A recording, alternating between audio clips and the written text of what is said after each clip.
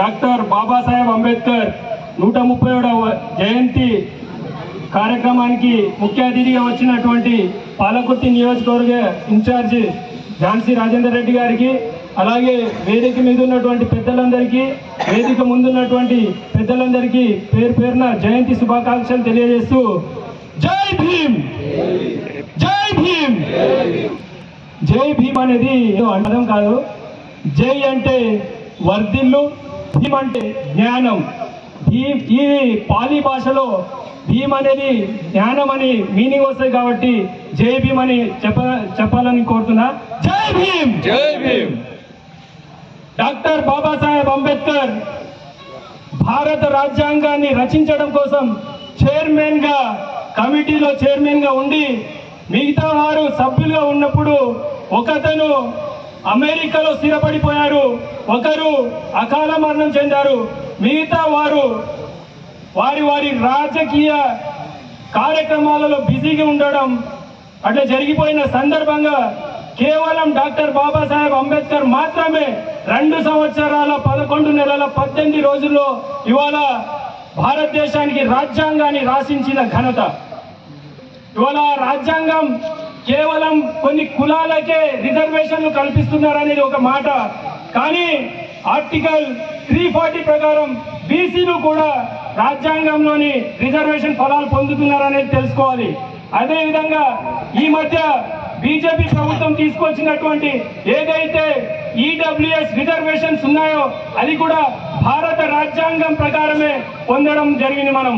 అలాగే తెలంగాణ ఏర్పడడం కొత్త రాష్ట్రం ఆర్టికల్ 3 ప్రకారం రాజ్యాంగం రాసినటువంటి డాక్టర్ బాబాసాహెబ్ అంబేద్కర్ వల్లనే వచ్చిందనేది యావత్ ప్రజలు తెలుసుకోవాలి. ఈ సందర్భంగా డాక్టర్ బాబాసాహెబ్ అంబేద్కర్ జీవితంలో జరిగినటువంటి ఒక చిన్న విషయాన్ని గుర్తు చేస్తూ ముగిస్తాను. బాబాసాహెబ్ అంబేద్కర్ గారి ఒక కుమారుడు చనిపోతే బాబాసాహెబ్ అంబేద్కర్ గారి దగ్గర ₹1 కూడా లేని పరిస్థితి. ఆ రోజుల్లో అతను అందరు వస్తా ఉన్నారు, చూస్తా ఉన్నారు. చనిపోయినప్పుడు బాబాసాహెబ్ అంబేద్కర్ కూర్చొని ఉన్నప్పుడు అందరు వచ్చి వస్తున్నారు, పోతున్నారు. కానీ కార్యక్రమం ముగించే సందర్భం దగ్గర పడుతున్నప్పుడు మనం చనిపోయే వ్యక్తి మీద ఒక కొత్త బట్టను వేస్తాం కదా, ఆ కొత్త బట్ట కూడా తీసుకునే పరిస్థితి లేని దారుణమైన పరిస్థితి ఉన్న రోజు అది. ఆ విషయాన్ని బాబాసాహెబ్ అంబేద్కర్ గారి భార్య రమాబాయి గమనించి, అయ్యో అంబేద్కర్ గారి దగ్గర పైసలు లేవు, అందుకే కదా ఇలా ఉన్నారని చెప్పి వారి పెళ్లిలో పెట్టినటువంటి కొత్త చీర ఏదైతే ఉందో ఆ చీరను తీసుకొచ్చి బాబాసాహెబ్ అంబేద్కర్ గారి కుమారుడి మీద పెట్టిన తర్వాత ఆ కార్యక్రమాన్ని ముగించి వెళ్ళిపోతారు. రాత్రి 1 గంట వరకు రమాబాయి ఏడుస్తూనే ఉంటది. ఏడుస్తున్న సందర్భంగా అంబేద్కర్ గారు భయపడుకుంటూ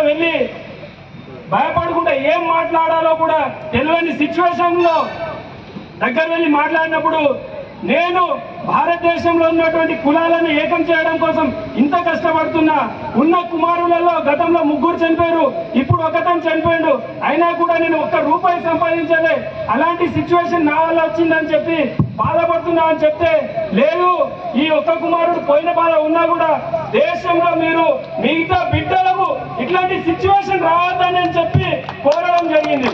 అట్లాంటి త్యాగమూర్తి రమాబాయి. కాబట్టి సమయం తక్కువగా ఉన్నది కాబట్టి ఈ అవకాశం కల్పించినటువంటి పెద్దలకి ధన్యవాదాలు తెలియజేస్తున్నాను.